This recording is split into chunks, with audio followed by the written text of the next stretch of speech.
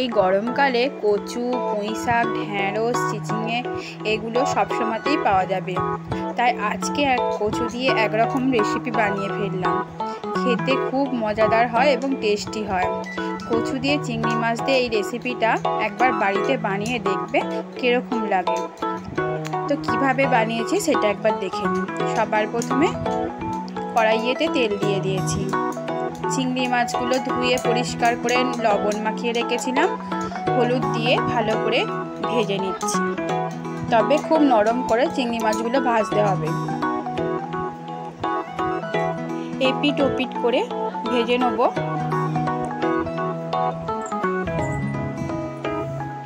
ভাজা হয়ে গেছে, এবারে আমি এইগুলো তুলে নিচ্ছি। ওই তেলের মধ্যেই আমি এবারে কচুগুলো লম্বা লম্বা করে কেটে রেখেছিলাম। কচুগুলো নুন আর হলুদ দিয়ে ভালো করে ভেজে নিচ্ছি তেলের মধ্যে।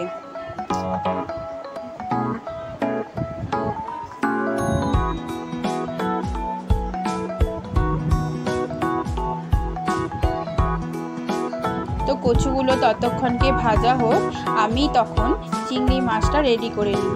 চিংড়ি মাছটা হালকা করে ভেজে নিয়েছিলাম, সেই চিংড়ি মাছটাই আমি ভালো করে শিলনোড়াতে বেটে নিচ্ছি।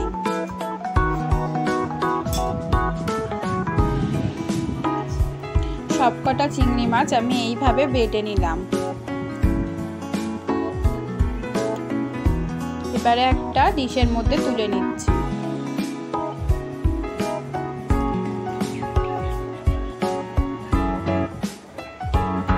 এদিকে আমার কচুটাও রেডি হয়ে গেছে। কচুটা আমি এবারে তুলে নিচ্ছি। দেখো কচুটা ভাজা হয়ে গেছে। ভাজা ভাজা করে এবারে আমি তুলে নিচ্ছি একটা পাত্রের মধ্যে।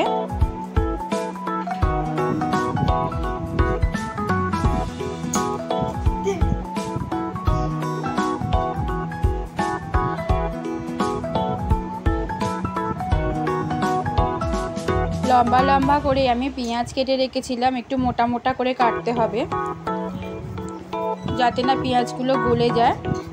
একটা বড় সাইজের পেঁয়াজ কেটে রেখেছিলাম, ওই তেলের মধ্যে দিয়ে দিচ্ছি।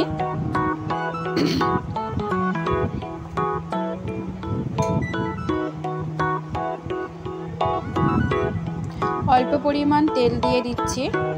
এরপর আলুগুলো দিয়ে দেবো।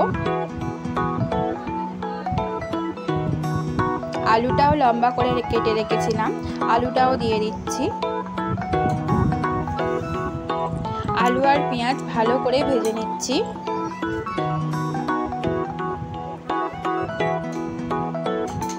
একটা টমেটোকে সরু সরু করে লম্বা লম্বা কেটেছি।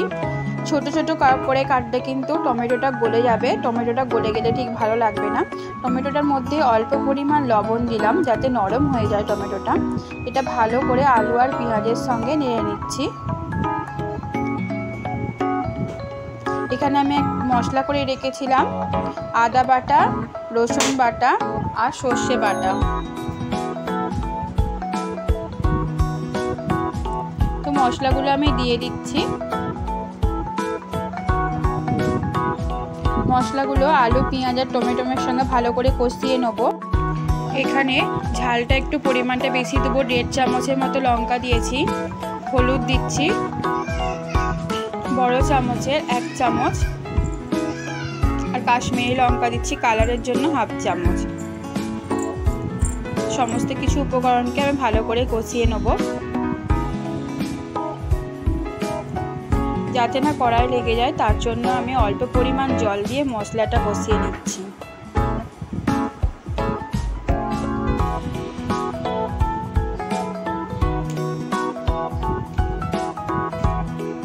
তো এই পর্যায়ে আমি কচুটা দিয়ে ভেজে রেখেছিলাম সেটা এখানে দিয়ে দিচ্ছি। দিয়ে ভালো করে কচুটাকেও আলুর সঙ্গে মশলার সঙ্গে মিশিয়ে নেব।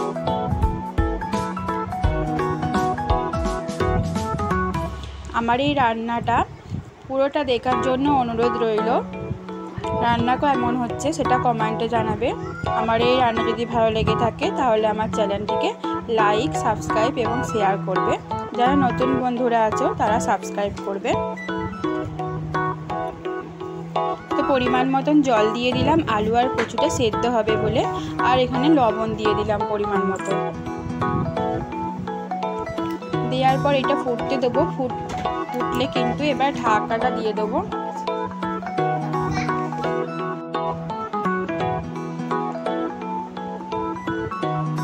ফুটতে আরম্ভ করেছে। আমি ঢাকনা দিয়েছিলাম 10 মিনিটের মতো। 10 মিনিট পর আমি খুললাম, দেখো আলু সেদ্ধ হয়ে গেছে। এই পর্যায়ে আমি যে চিংড়ি মাছটা বেটে রেখেছিলাম সেটা দিয়ে দিচ্ছি। চিংড়ি মাছটার ওপরে কাঁচা তেল দিলাম, সর্ষের তেল 1 চামচের মতো। চিংড়ি মাছটা ভালো করে মাখিয়ে নিচ্ছি। এরপর আমি চিংড়ি মাছটা দিয়ে দিচ্ছি।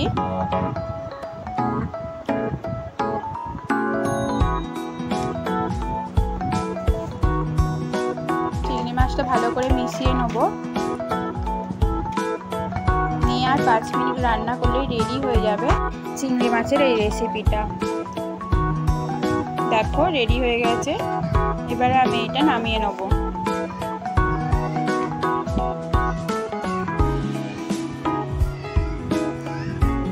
ঠিক এই পর্যায়ে হবে, নামিয়ে নিতে হবে। কচু আর আলু দুটোই ভালোভাবে সেদ্ধ হয়ে গেছে। দেখো এই পর্যায়ে নামিয়ে নেব।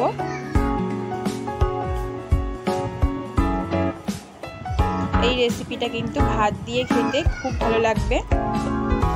দেখো কত সুন্দর হয়েছে। টাটা বন্ধুরা, আবার একটা নতুন রেসিপি নিয়ে হাজির হয়ে যাব।